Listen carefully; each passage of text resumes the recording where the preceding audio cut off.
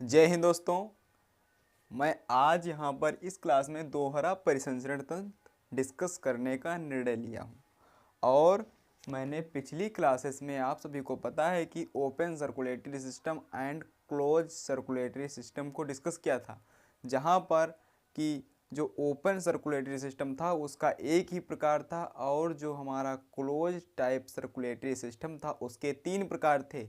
एकल परिसंचरण तंत्र, और दूसरा था अपूर्ण दोहरा परिसंचरण तंत्र, और था दोहरा परिसंचरण तंत्र, जिसमें हमने एकल परिसंचरण तंत्र और अपूर्ण दोहरा परिसंचरण तंत्र एक ही वीडियो में डिस्कस कर लिया था।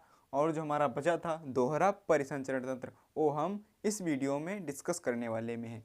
थोड़ा हम जानकारी के लिए बता देना चाहता हूँ इसी में कि जो ओपन हमारा सर्कुलेटरी सिस्टम था यानी खुला परिसंचरण तंत्र, उसमें ऐसे जीव थे जैसे कीट वगैरह। इन जीवों में खुला परिसंचरण तंत्र पाया जाता है और उन जीवों का हृदय जो ब्लड को पंप करता है वो गुहा पे पंप करता है, न कि किसी वाहिनियों में। और जो इसमें था बंद वाले में, तो इसमें वाहिनियों में पंप किया जाता है यानी धमनियों में पंप किया जाता है। और जो हमारा बचा था केवल ये दोहरा परिसंचरण तंत्र, ये काफ़ी बड़ा था और इसे चित्र के अनुसार हमें यहाँ पर डिस्कस करना होगा।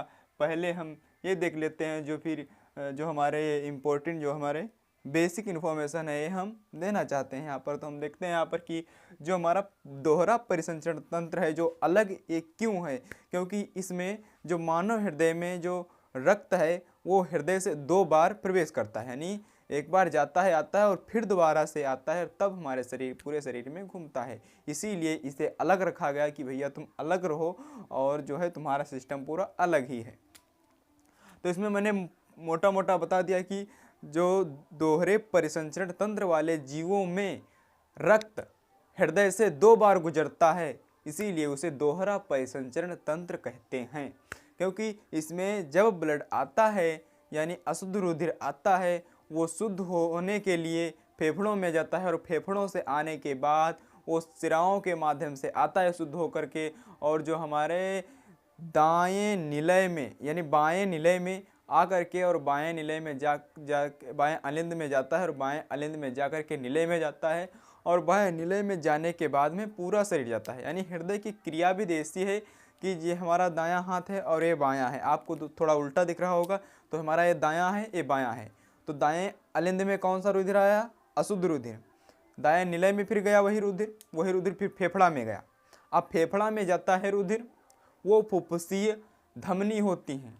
उन फुफ्फुसीय धमनियों के माध्यम से हमारा ब्लड जो है पहुंचता है लंग्स में यानी फेफड़ों में। फेफड़ों में पहुंचने के बाद में हमारा रक्त होता है शुद्ध, यानी वहाँ पर कार्बन डाइऑक्साइड ले ली जाती है और जो है ऑक्सीजन दे दी जाती है। ऑक्सीजन दे देने के बाद में जो आती है आता है हमारा ब्लड फुफ्फुसी सिराओं के माध्यम से आता है बाएं अलिंद में, और बाएं अलिंद में आने के बाद बाएं निलय में जाता है। बाएं निलय में जाने के बाद में पूरे शरीर में प्रवेश करता है, भ्रम करता है और फिर वहीं पर दाएं अलिंद में आ जाता है। तो हमारे हृदय की क्रिया भी ऐसी होती है और ऐसे ही हमारा परिसंचरण तंत्र चलता है। अब हम थोड़ा चित्र के अनुसार से समझेंगे। पहले हमें जो पॉइंट लिखे हैं ये हम जान लें। जो हमारा इसमें ऐसा होता है, मैंने पहले ही बताया था, क्योंकि डबल सर्कुलेटरी सिस्टम है, इसमें 2 माध्यम होते हैं। एक बार दैहिक परिसंचरण तंत्र यानी पूरे शरीर में, और जो फुफ्फुसी है जो फुफ्फुसी है फेफड़ा। फुफ्फुस माने क्या होता है? फेफड़ा।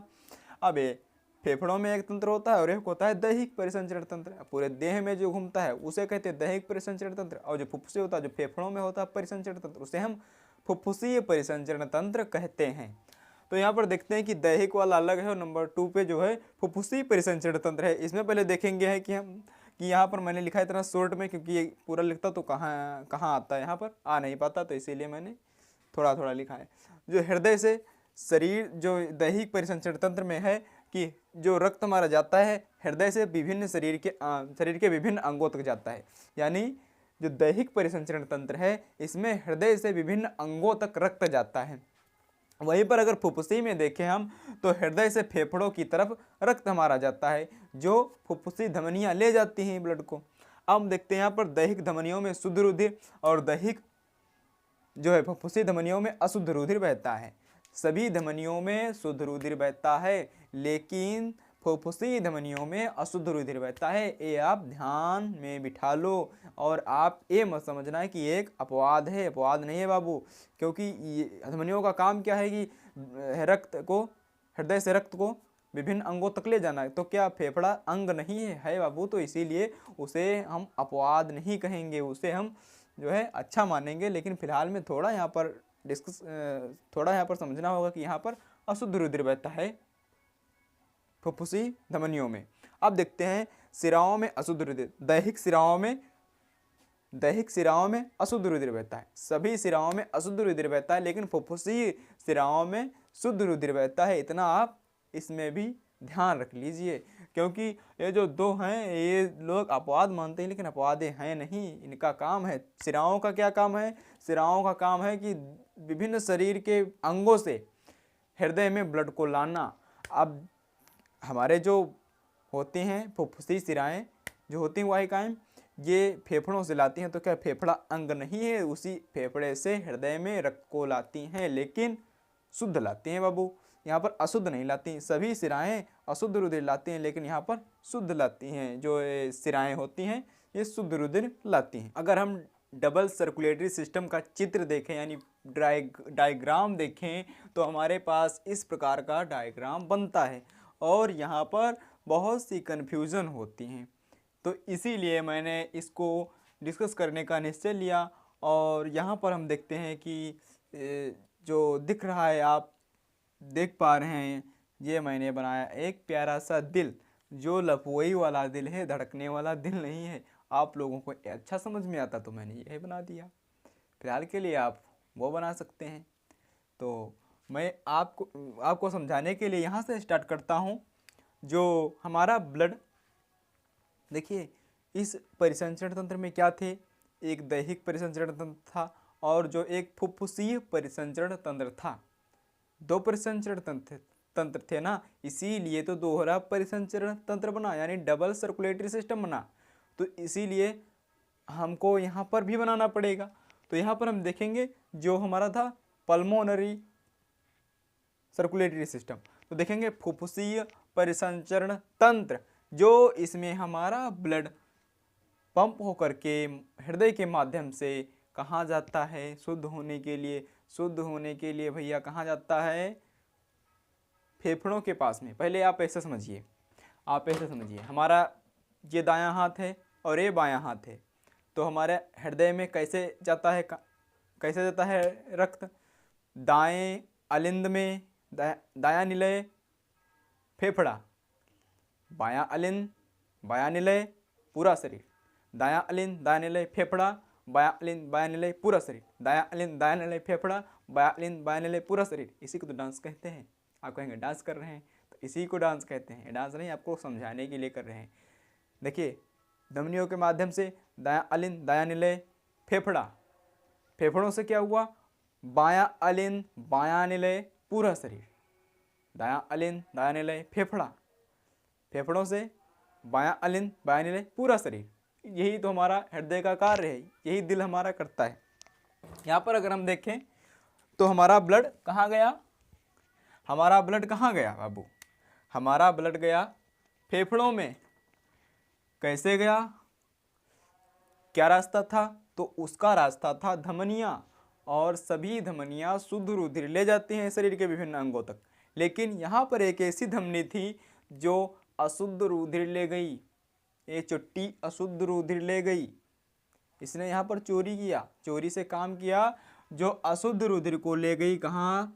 फेफड़ों में। ये बाबू हमारा फेफड़ा है। फेफड़ा आप रियल में देखोगे ना, तो रियल में इससे भी खराब दिखेगा।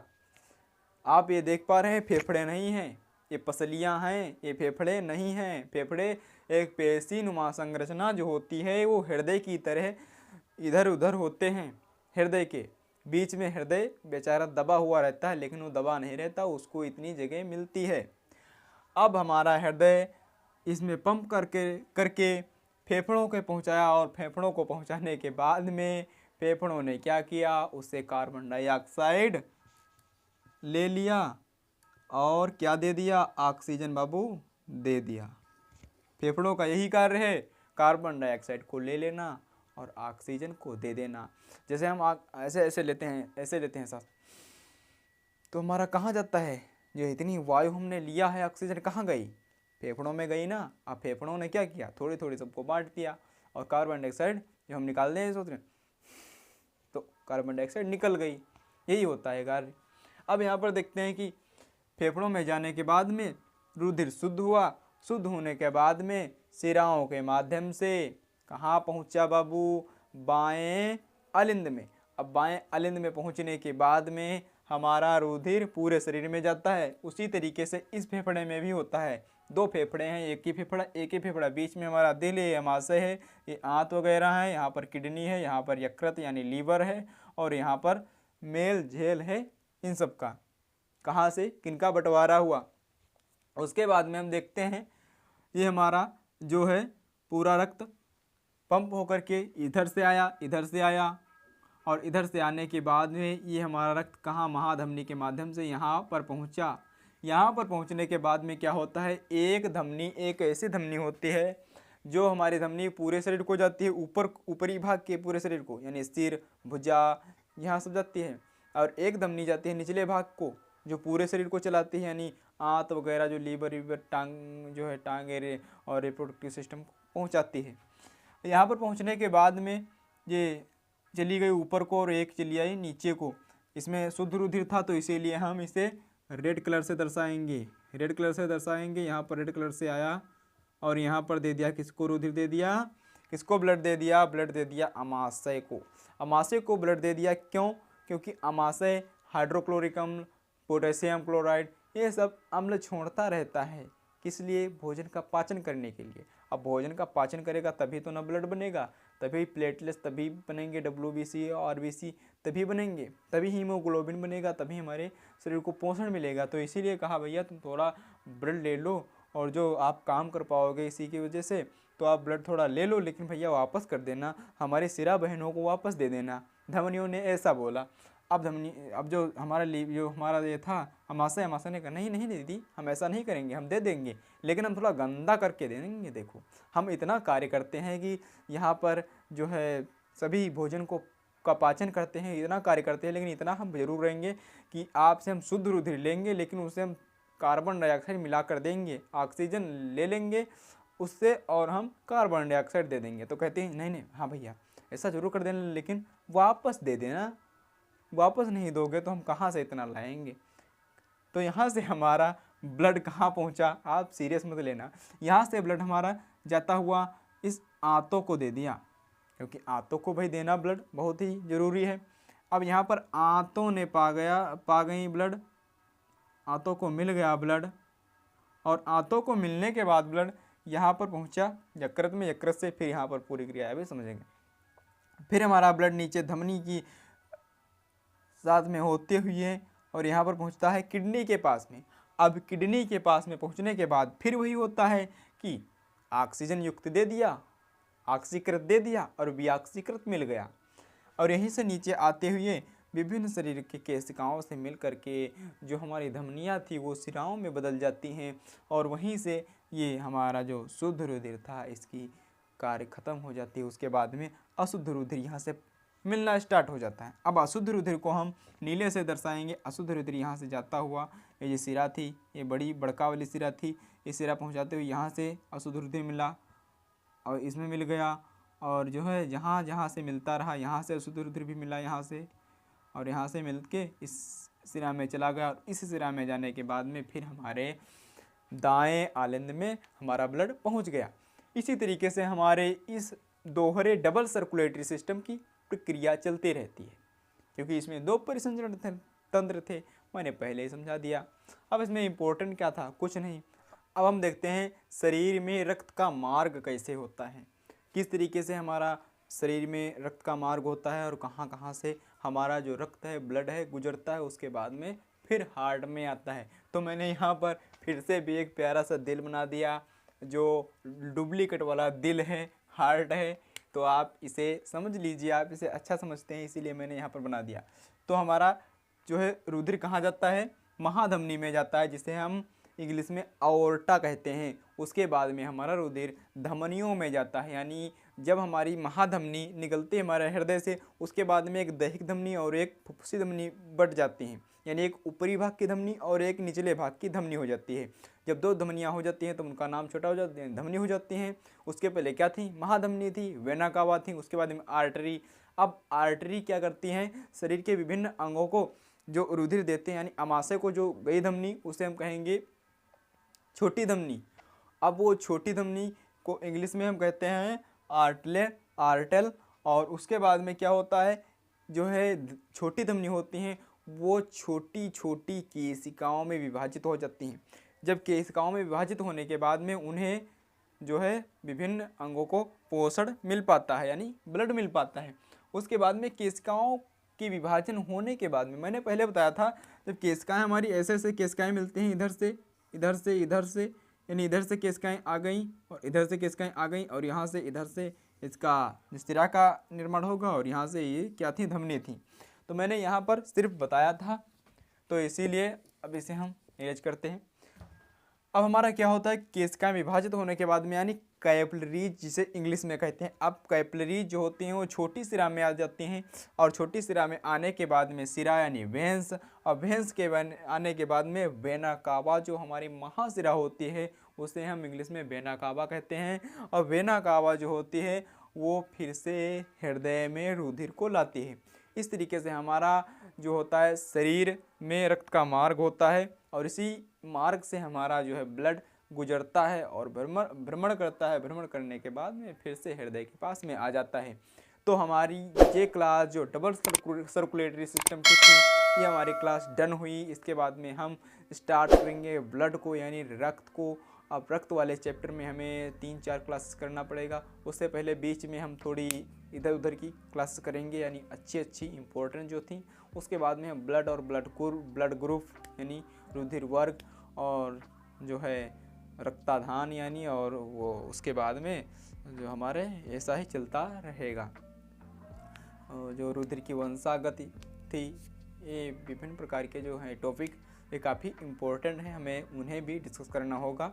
उससे पहले हम कुछ और अच्छा लाएंगे ताकि हम जब आगे पढ़ें तो हमें काफ़ी मोटिवेट हो। तो हम उससे पहले कुछ थोड़े टॉपिक लाएंगे छोटे, उसके बाद में ब्लड को स्टार्ट करेंगे। तो तब तक के लिए जय हिंद, वंदे मातरम।